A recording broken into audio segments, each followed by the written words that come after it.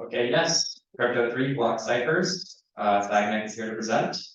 Let's go to announcements and then I'll let Sagnik take over. Okay, so only 3 more meetings. What? We're almost done. School's almost over. There's no meeting this Sunday, and next Thursday, Suchit, me, and Hassan will be presenting Java reverse engineering. So that'll be pretty fun. Great, guys. So this is actually my first meeting at SIGPwny. So let's go. So there's the meeting flag and casual XKC power insert. Yeah. You'll know what this sauce box actually represents very soon. Everyone's got me. Let's get to it then. All right, so today we're gonna talk about what exactly like block ciphers are in general. We're also gonna cover mainly the AES algorithm and like all of its internals in a symbolic format. We're gonna go over the modes of AES and a couple of attack channels, mainly linear and differential cryptanalysis, also known as like linear or differential attacks. We're gonna go over how we can use some side channels like padded oracle. The slides were getting kind of long, and there's a lot of other cracks that you can do for AES, but maybe another day we'll go over those. An understanding of AES does lead pretty well into how you can understand the block ciphers. So that's why we're mainly covering AES, because you can apply these skills to other block ciphers. All right, so let's start with AES. AES is what we call a deterministic encryption algorithm. That means that there's a defined step in which you actually encrypt the data. Specifically, it's a block cipher that operates on a fixed block of text, specifically 128 bits of text, and that's fixed regardless of the actual key size. So there's a total of 3 different lengths for the keys that corresponds to the suffix in the name for AES. The most common one is AES 128, and we also have the other 2, which are AES 192 and AES 256. The main difference between like how they're encrypted lies in like how many rounds they're actually running. So for AES 128, we have 10 rounds of encryption, while with 192 we have 12, and finally for 256 there are a total of 14 rounds for encryption. Now, obviously, AES was an algorithm that was designed for the purpose of really fast encryption and also really secure encryption. If you were to just brute force the smaller key AES 128, it would take you approximately 2 to the power of 128 possible operations. Brute force. That's a lot of operations. So it's a very secure cipher against all of those, and if it's implemented completely correctly, it's pretty much at the moment impossible without brute forcing it. So most of the attacks that you'll see are on someone who decided to roll out their own encryption, and that didn't go well for them. They missed something. So for each round of AES, there are 4 main operations that you have to think about: sub bytes, shift rows, mixed columns, and adding a function. So the sub bytes uses a global substitution lookup table called the S box, or what I like to call the sauce box. And this substitutes a set of bits that is currently contained within the current block, and this adds an element of non-linearity to the encryption. And as you'll see later, you'll know why that's shift rows basically does a permutation on the actual state array, which is the current plaintext like block that you're working on within AES. So it shifts the rows of this current block by a certain offset amount, and this provides an element of diffusion in the vertical direction. So you essentially, for each round, continuously like shift the current state array over and over. And you kind of do something similar with fixed columns, and this does like matrix multiplication operation to each of the columns of the current block, and this provides diffusion to the horizontal direction. So you can't really tell what blocks are going in each row, and that provides. You know what? I don't think I need the mic. Yeah. So, all right, providing the diffusion in the horizontal direction, again, make sure that you can't really keep your decrypt row in like first operation. However, the fun catch is, yes, you can. In fact, these two operations, shift rows and mixed columns, as you've probably guessed from the description, are actually linear transformations. And you can encode both of them at once using emotions. We'll get them. And finally, the last operation, add round key, performs a bitwise store operation between the current block and a round key that's derived from the Ciphers key schedule. So when you actually have like a key that's 16 bytes for the case of AES-128, that key is divided into a section of four 4-byte groups called words. And then those words are essentially expanded into 44 other words, each of which, like a group of 4, is used to encrypt the next block. So, of course, this is AES, this is cryptography, we're gonna have to do math. So the main mathematical component of AES happens in this one finite field, which is essentially like a group of a finite number of elements. Specifically, the Galois field of 2 to the power of 8. So there's a characteristic polynomial that you can actually work with within this field. So it's kind of similar to like polynomial modulus. So you could basically like have the modulus operator extend to like groups of polynomials. And basically you can actually operate on the byte spectrum within this. What happened there? All right.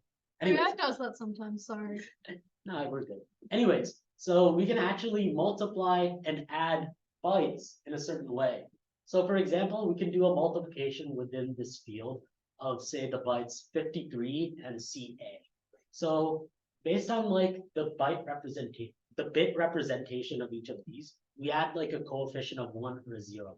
So for example, if you take 53 and turn it into binary, and then put like the appropriate like coefficient in front of like each x to the power of 6. For example, this means the 6th bit is a 1, the 5th byte is a 0, the 4th bit is a 1, the 1st bit is also a 1, and everything else is 0 up until x to the power of 8. And if you do this for also like XCA, you're basically doing like a multiplication of 2 polynomials.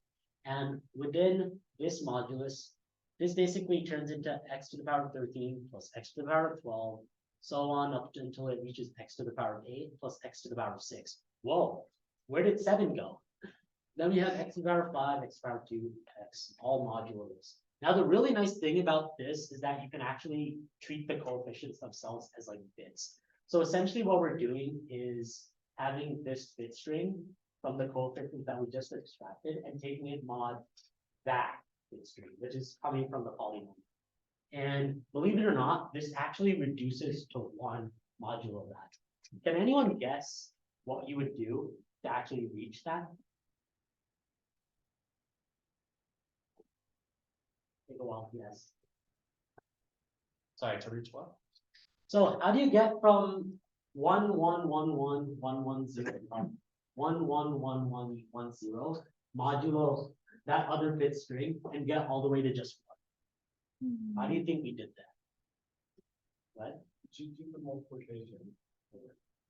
Well, yeah, I did that multiplication and I kind of turned that polynomial over into like its coefficient space, which is like a binary bit string. But then I reduced that modulo, whatever that was. So kind of like a modulo. But there's something a little more subtle when you take like, think about like what modulo actually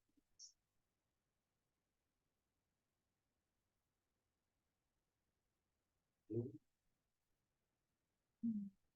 Okay. XOR in a way, or?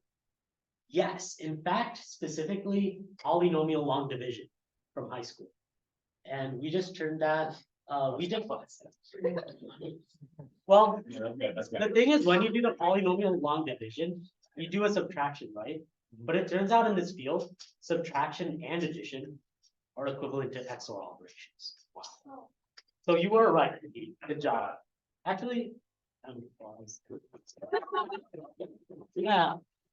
So basically the idea was we actually start from the left and kind of put like a sliding window while taking like the XOR operation at every single block.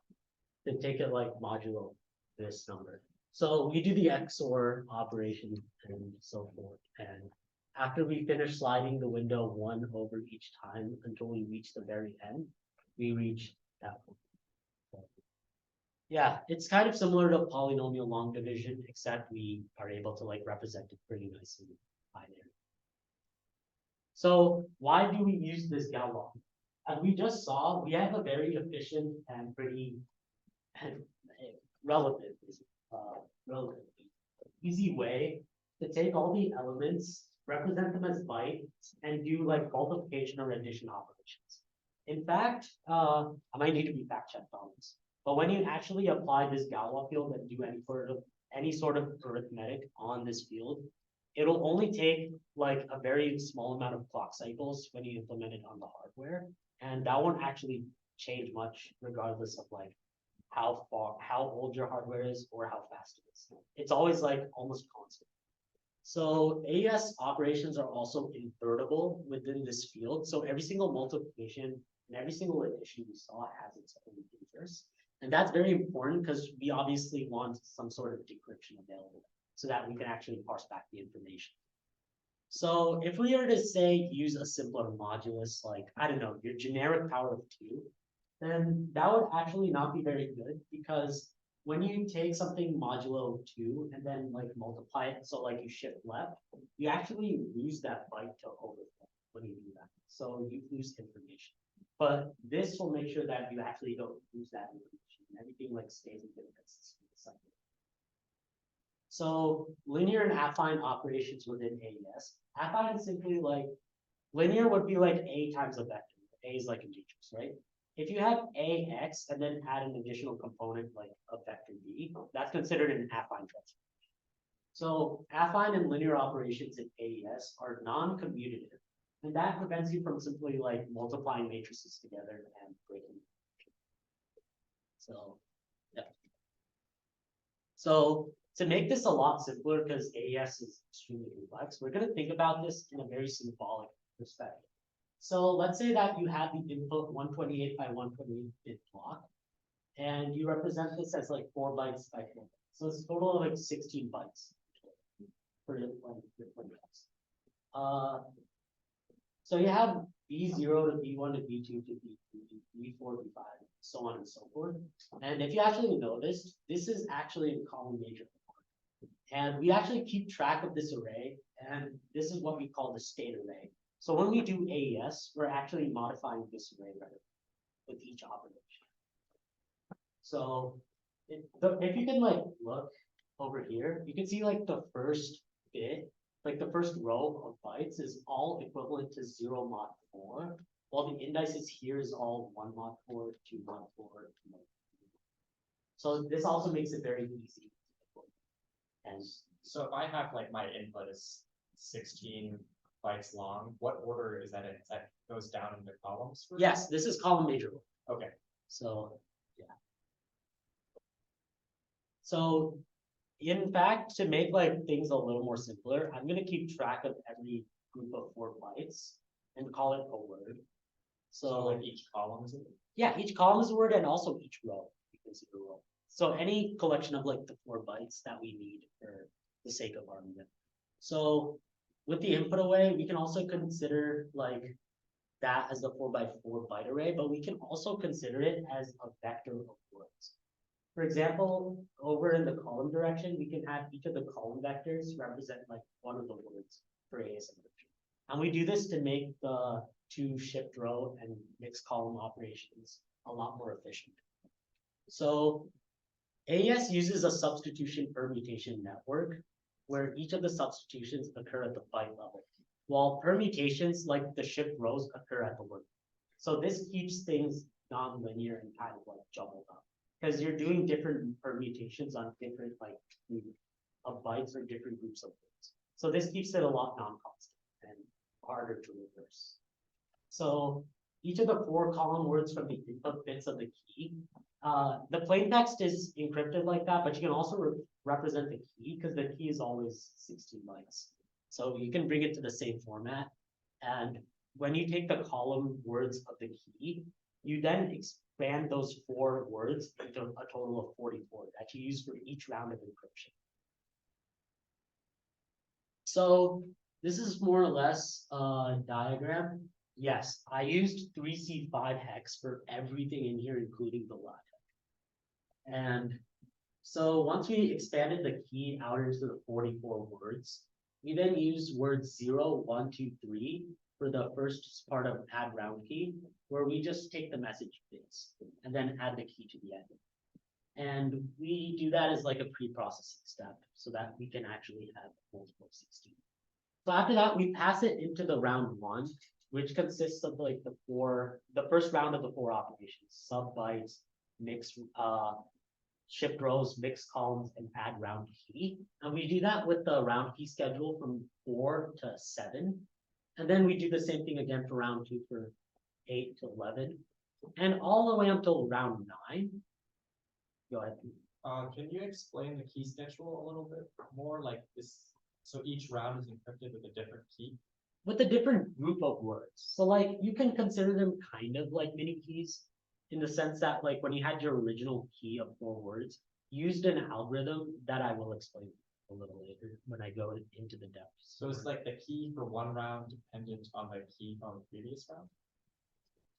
Actually, that depends more or less on like the mode of AES that you use, where it's like dependent. I'll go over that in a few, But all the modes of AES look like this, essentially. when you do the encryption step, yes, this is like what you're doing when you call the black box AES encrypt.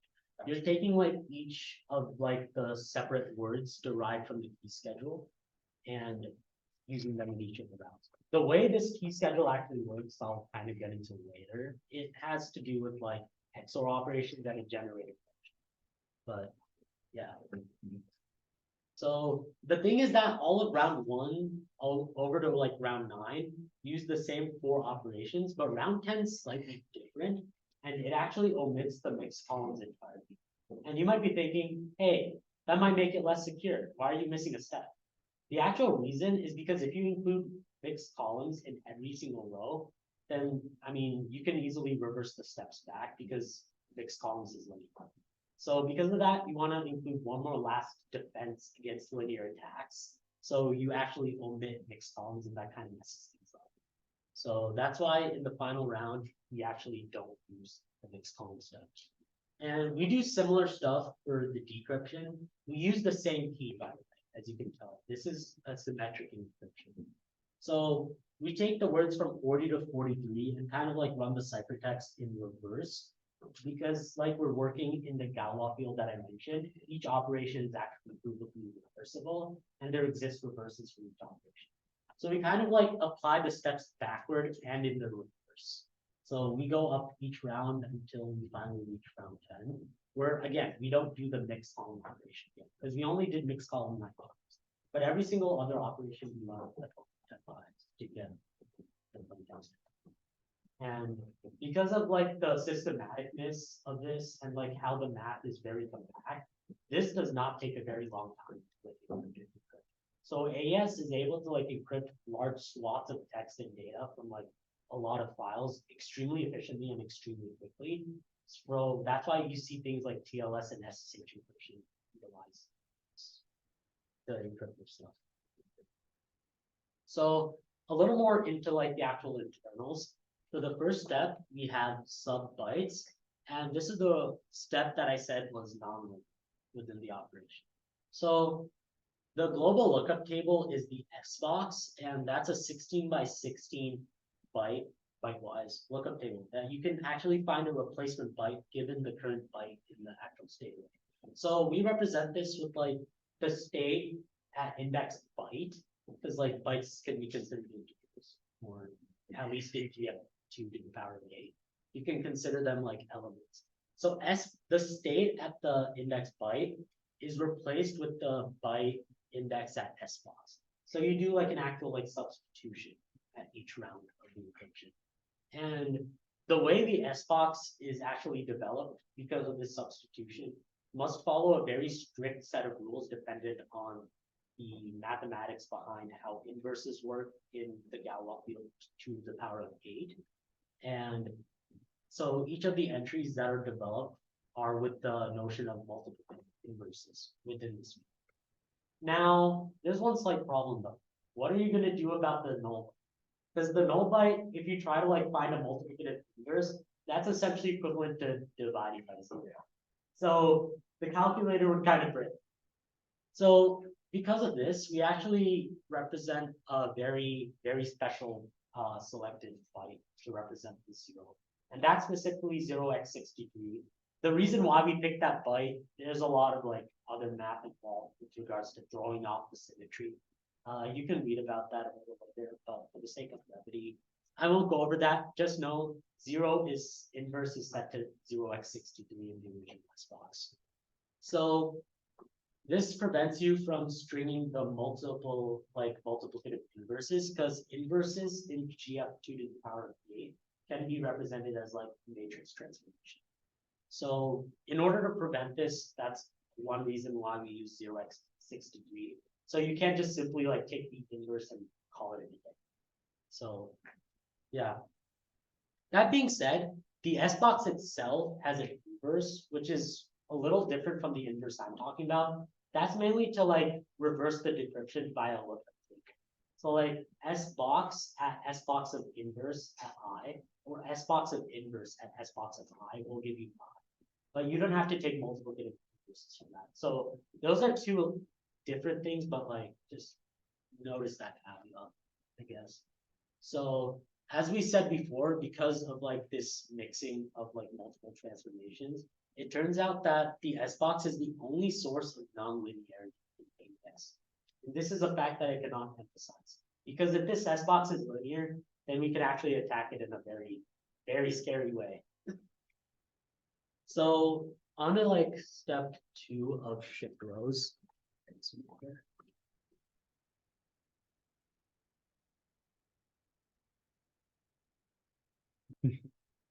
Yeah, so back again to like the step 2 of shift rows. The purpose of this step is to simply like scrabble the byte order that we actually applied these transformations on.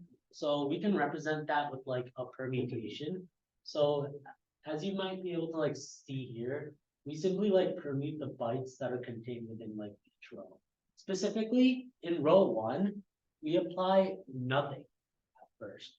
But then when you go to like row 2, what do you think happened?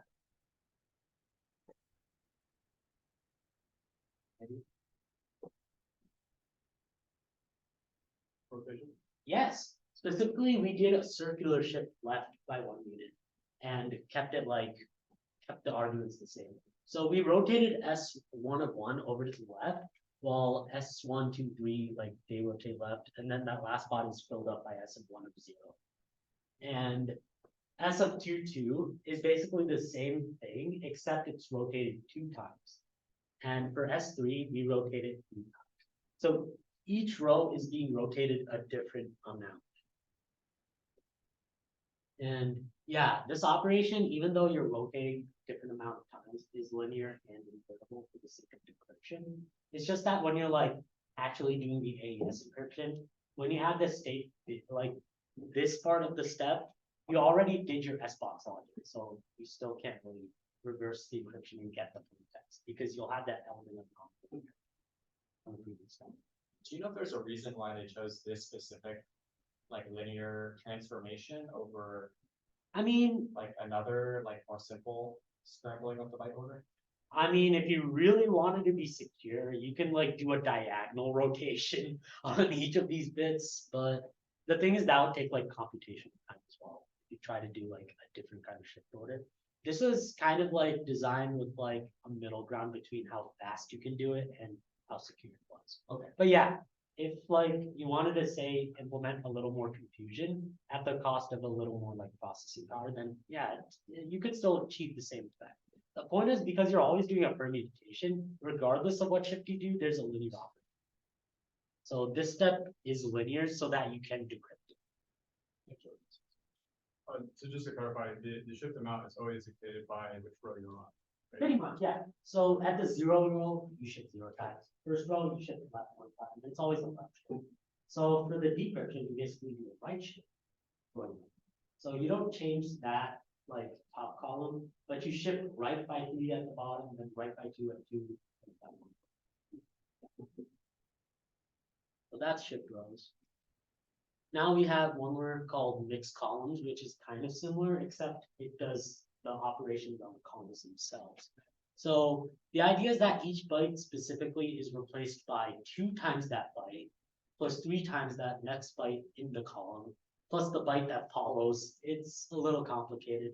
But the big thing is, when I talk about like times, I'm still talking about like how we multiply things within together.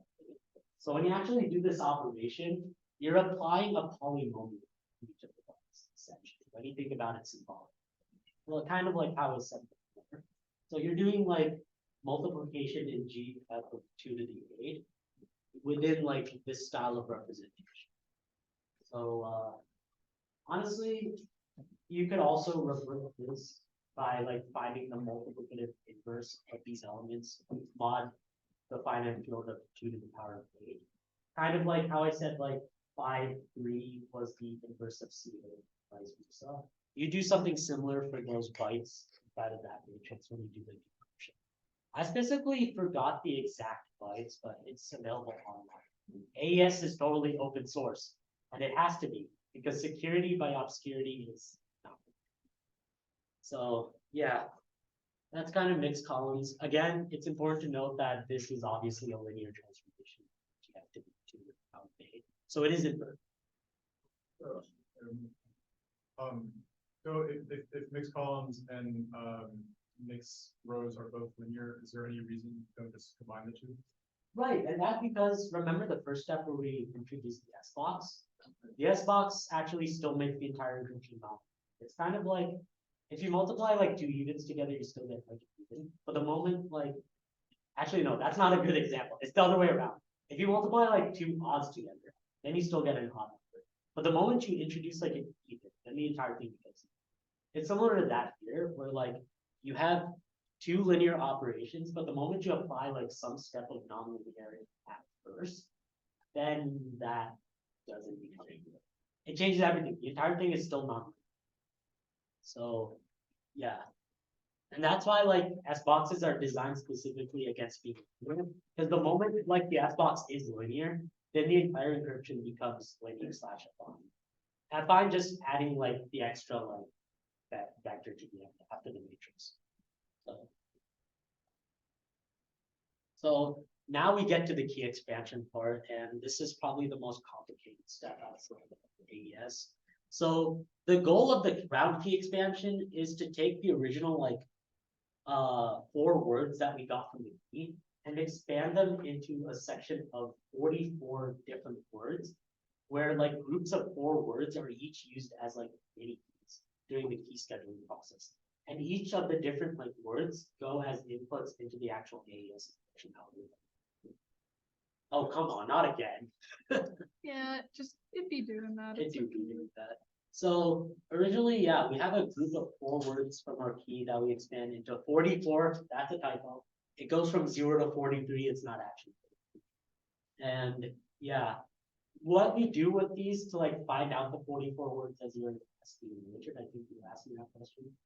Like the exact, you were asking that again? Regardless, the way we do actually expand out these 44 words is deterministic, as is the rest of the encryption. And the way we do that is, so we have the original 4 words from our key matrix. So W0, W1, W2, and we kind of like XOR them. So we pass the W0 over to like the forced XOR and XOR it with the output of what's known as a generator function, which I'll get to in the next slide. And then from that, we XOR 4 with the W1 to get W5, then XOR W2 with W5 to get W6, and so on. So each word is actually dependent on the word before. And that also like messes up if you were trying to like do some sort of like reverse backtrack encryption to like get the flag. So this makes sure like each byte is dependent on the one before it. And you keep doing this, so on and so forth. But the thing, as you've noticed, is that like W0 is not accounted for. Like every multiple of 4 is not accounted for, and for that we have to like introduce a generator function. Oh, I went back. So. Right. So suppose that we're currently on like the ith round. So we have wi, wi plus 1, wi plus 2, and wi plus 3. And from the figure before, if we wanted to find out like the next round's words, we basically do the XOR operation. But then we want to basically find what w of I4 would be. Actually, wait. I think it was supposed to be W4, W5, W6, W7. I kind of messed up. My bad. The point is, you got to figure out the key that's the key in. I'm gonna explain this. You have to figure out the word corresponding to the first word within the next word. So for that, we introduce a generator function dependent on the last word from the round before, and the general goal of this group function is to perform a 1-byte circular left shift on the argument 4-byte word, and then perform a byte substitution from the S box, and then XOR the bytes from the previous step with what's known as a round constant. And the reason why we do all of this again is to introduce some sort of like affine symmetry so that we can't just use a matrix. So that function G actually provides an additional affine component where you have to add a vector to represent the entire encryption process, at least within GF of 2VA. So to figure out this. Sorry, I have a question before you move on. So I know you said that the S box was chosen to be like as non-linear, like the bytes in the S box were chosen to be as non-linear as possible. So that the round constant, how is that chosen? What makes a good round constant for AES? So a good round constant for AES, that's honestly a very good question. And the way the actual bytes for the round constant are actually defined in the next slide. Oh, yeah, you're good. What actually makes a good round constant though is how it acts under GF of 2. It has to do with like what happens if you like multiply bytes with, like, does it stay constant? Does it fall to like wrong reverse? That can be interpreted from context. Multiple things. But the general idea is let our Archon of like I be the round constant for like I level. So there is a total of 10 round constants. So basically we take RC of I and then append 3 zeros so that we instead focus on the leftmost byte of the word. Because like a word is a collection of 4 bytes, as we said before. But we want to act on like the leftmost byte, because like that's considered the most important. So we follow a simple like DP recursion to actually find out this round constant I. So the first round constant will always be x01, and then round constant of I will always depend on whatever was the round constant from the final round, multiplied with the byte x02. And this is all over the Galois field to the power. So this makes sure that each part of the round constant was dependent on the constant from the previous. And yeah, that does provide a small amount of like mixing to like the rest of the operation. It's like if you change like one part of like the encryption, like the round constants will like change the encryption in a way that's dependent on the previous one and so on and so forth. So you can't just like simply like shift the info like this, because it's intrinsically each block is almost like going to affect the next block, at least within the actual encryption. So symbolically, we define AES encryption by like this pseudocode, where we first expand our keys from those 4 words into the 44 words that we were talking about. And then we define our current state by adding the first like round key, which are like the first 4 words from the column, and appending it to the plain text. So that's our current like state. And then for the 9 rounds, we call the subbytes, the shift rows, the mixed columns, and like the add round keys from each round. And then, as I said before, we omit the mixed column step at the very last round. And that will finally give us our You got 15 minutes, by the way. I'm trying. No, you're good. I'm just. Yeah. Anyways, so now that we've kind of gone over like the main internals of AES itself operates under like different modes that can like change the actual relations between the blocks that are encrypted. Because AES operates on like a fixed set of like 128 blocks. But if you have like a large data file, you want to kind of like encrypt multiple blocks of data. And depending on like what mode you can use, that can either be, you want to have something that either like makes sure that you can't like decrypt each singular block, or yeah. So this is electronic codebook encryption, ECB, and that's a cipher mode that actually takes each plaintext independently and gets the ciphertext. So each block here is independent from the other. And this, as you can guess, is probably not good for large data files because each block of like plaintext corresponds to a singular unique pair of ciphertext. So there's a unique ciphertext for every plaintext, and very similar plaintext will output very similar ciphertext. If you actually go on Wikipedia, there's an image of the Linux penguin that has been encrypted with ECB encryption, and it looks scary because the silhouette is very similar to the actual Linux penguin because of all the bytes being very similar. So can you notice those patterns and then decrypt what the key is? Absolutely.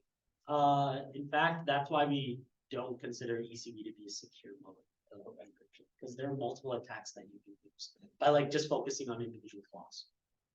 So I have a challenge that I don't know what's up yet. They're all up now. Oh, they're all up now. Let's go. So basically, there's one challenge where you have to like figure out the block of text that was encrypted with ECB, and we'll kind of go over how to get that. So anyways, more quickly, the cipher modes of ECB, now we have something that's actually dependent on the one from before, and that's called CBC, cipher block chaining mode.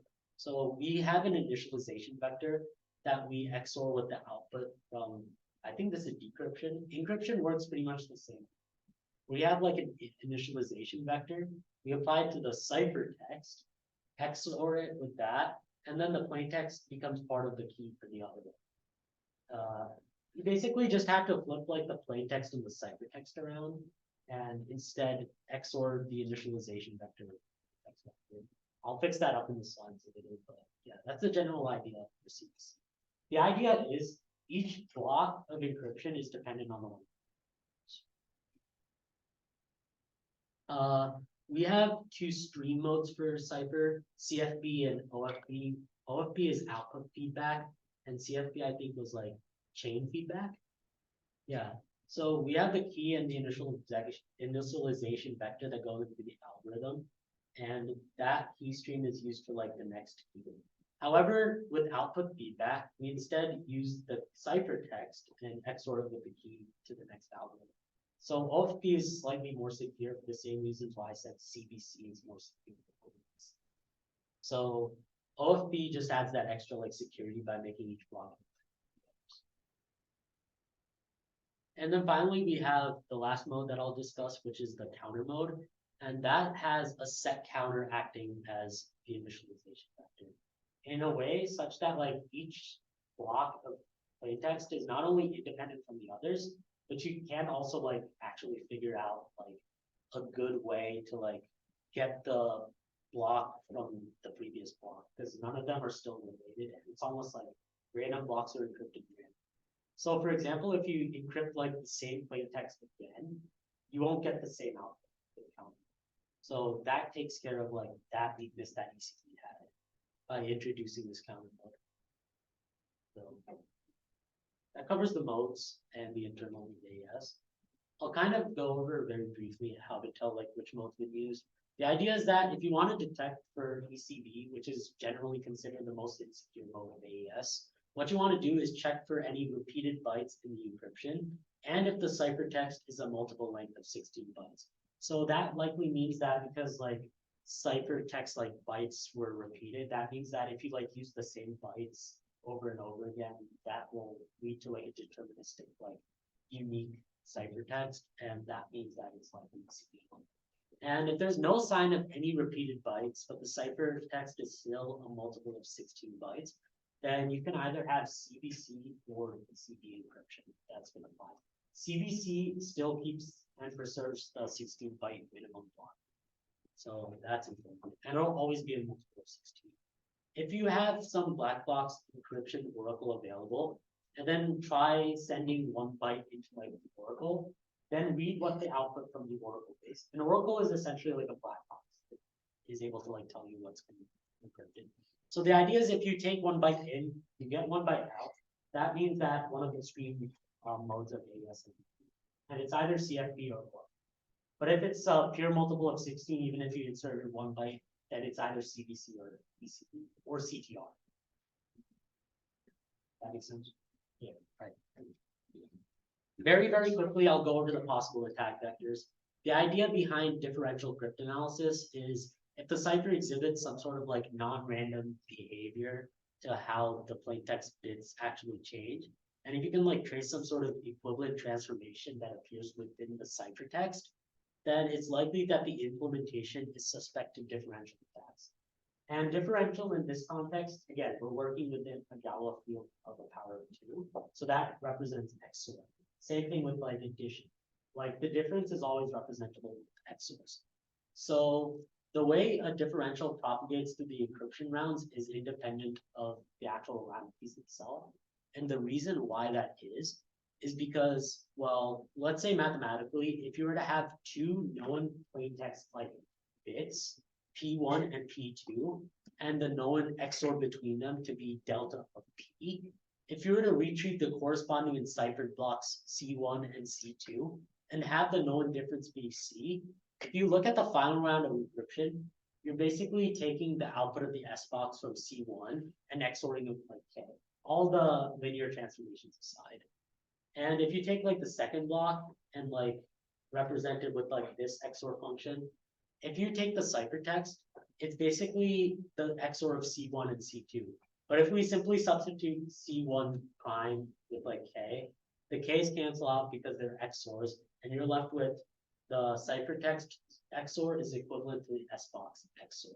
So the protection against differential cryptanalysis in this sense depends on how the S box is actually used. And if the S box is not sufficiently like set enough, you can actually just find out the the S box output of the ciphertext and get back whatever the difference was. So yeah. So secure S boxes in like the block ciphers are designed to be like resistant towards both differential and linear cryptanalysis. And as I said before, like the S box is the only source of nonlinearity for both of these transformations. So if the S box is linear, then that means that, as I said before, we can represent the entire AES encryption with an affine transformation within GF of 2 to the power of 8. And if we want to operate on the bit spectrum itself, it's GF of 2, which are the binary space. So if this is the case, then yeah, we can represent AES with an encryption, AES encryption in this form. So I kind of have a symbolic representation of the 2 operations that I've discussed before. And as we can see, we can represent the A part with these 2 encryption operations, and that represents the matrix A. But then if we want to get like the part B, we have to analyze exactly how the S box represents like polynomial shifts. It's a lot of math. I think Purdue had a pretty good resource lecture on like how those polynomial shifts can actually reach. But the general idea is if you have like the 2 operations that are completely linear, and it's possible to actually represent the matrix transform to get to the ciphertext, we can actually represent X as a single vector of like elements from like M0 to M15, each of which are elements of the Galois field. So when we call shift rows and mixed columns, then for every single element of X, we apply some sort of transformation on each bit as like that polynomial GF of 2 to the power of 8. And the round key and the substitution rounds correspond to that additional. So in order to like check for the linearity of the S box, Normally, this relation holds within all possible values from 0 to 255 of these two. So if the value of the S box at the index of I XORed with J XORed with like 0, so XORed with itself, is equivalent to SI XORed with SJ XORed with the first byte, then the entire S box is linear and it's possible to bring the entirety of AES. And this is why we have to set S of 0 to not be the null byte, because then that kind of makes encryption very much encryption, because the S box will be known. So that's why the first element of the S box is very important. So the general idea for like extracting A and B is that if you have an S box that you can apply the previous fact to bring into an affine transformation, you basically want to simulate the encryption using a symbolic representation. So Sage Math, GitHub are all your friends into getting this representation. After that, you basically have a matrix that you can like represent from this symbolic representation, and you can get the flash from that. So for further possible attack vectors, I'm going to very quickly go over the padding oracle. If the plain text has been encrypted in CVC mode, then you can implement a sort of side channel attack. Sagnik, I think we should just skip this. We don't have enough time. Sorry. This is long, I'm sorry. There's a lot for AES, but Yeah.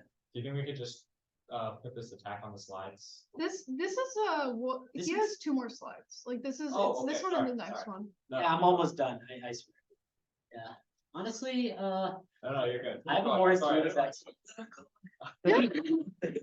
That's actually the description for one of the challenges. I put let him cook in the description.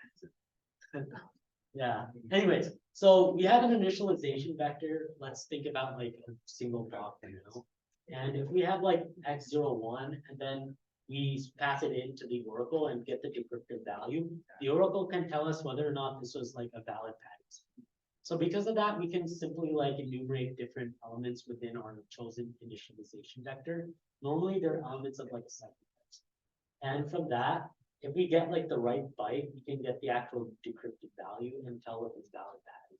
So for this example, we have 0x3c XORed with this random intermediate byte has given us 0x01, and that's been returned as valid from the server's port.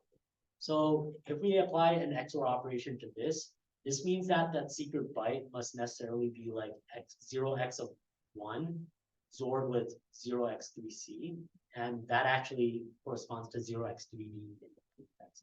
So if we keep doing this like iteratively, we can actually extract the plaintext via this side channel. So there's obviously like multiple ways to actually automate this for like challenges. So Padbuster is the one I normally use in GitHub when I want to do like padded challenges. And there's also one that basically implements like Padbuster in Python. So if you want to like make a script of that, that's totally doable. And yeah, the further resources for like the block cipher, normally if there's like a secret implementation that hasn't been used yet, it's probably based on a research paper, because with everything else like correctly implemented, there's no known like smart attack on the AES besides brute force. Theoretically, there is a quantum algorithm known as Grover's search algorithm that searches an unsorted database of n elements within a square root of n quantum time. So that is actually not very good for AES 128, but AES 256 is like minimally resistant to Grover's quantum algorithm. But yeah, quantum even affects AES. So if you want a further explanation of like the symbolic form of AES, Purdue has this very nice lecture slide. And obviously, Sage Math does everything very nicely with symbolics. So you can directly implement the math part of AES using Sage Math. And yeah, crypto stack exchange is always very useful. Love you all.